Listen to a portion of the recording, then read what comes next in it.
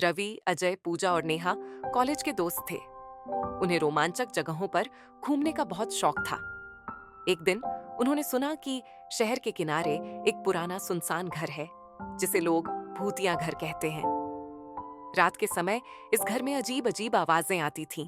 दरवाजे अपने आप खुलते और बंद होते थे, और कई लोगों ने वहां पर किसी अनजान साए को देखने का दावा किया था। ये सब सुनकर चारों दोस्तों ने तय किया कि वे उस रात इस घर में जाकर सच्चाई पता करेंगे।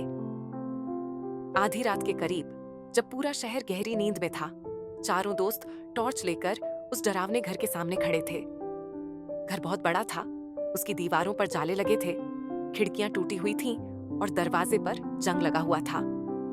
रवि ने धीरे से दरवाजा धक्का दिया और वह कड़कड़ की आवाज के साथ खुल गया। अंदर घना अंधेरा था, सिर्फ उनकी टॉर्च की रोशनी वहां चमक रही थी।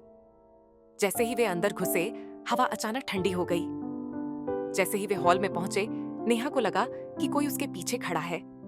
उसने तुरंत मुड़कर देखा, लेकिन वहां कोई नहीं था। तभी अचानक दीवार पर टंगी एक पुरानी पेंटिंग नीचे गिर गई। चारों दोस्त डर गए, लेकिन वे पीछे नहीं हटे। अजय ने सीढ़ियों की ओर इशारा किया, चलो ऊपर चलते हैं। ऊपर की मंजिल और भी डरावनी थी। लंबा अंधेरा गलियारा, टूटी हुई लकड़ी की फर्श और एक कमरा जिसका दरवाजा आधा खुला था। जैसे ही वे कमरे के पास पहुंचे, अंदर से किसी लड़की के रोने की आवाज आई। पूजा ने हिम्मत जुटाकर दरवाजा खोला। अंदर एक पुराना झूला था जो अपने आप हिल रहा था, और कोने में एक गुड़िया रखी थी जिसकी आंखों से खून की बूंदें टपक रही थीं।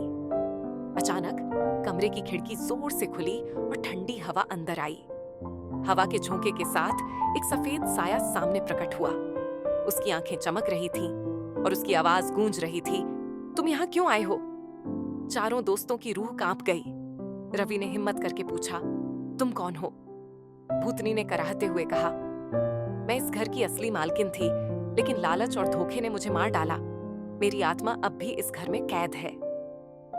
रवि और उसके दोस्तों को पता चला कि यह आत्मा एक महिला की थी, जिसे सालों पहले उसके परिवार ने मारकर इस घर में दफना दिया था। तभी से उसकी आत्मा भटक रही थी। नेहा ने कहा, हमें इसकी आत्मा को शांति दिलानी होगी। वे सभी हवन सामग्री लाए और मंत्र पढ़ने लगे। कुछ ही मिनटों में घर कांपने लगा, हवाएं तेज हो गईं, और अचानक वह आत्मा एक रोशनी में बदलकर गायब हो गई। घर शांत हो गया। सूरज निकलते ही चारों दोस्त बाहर आए।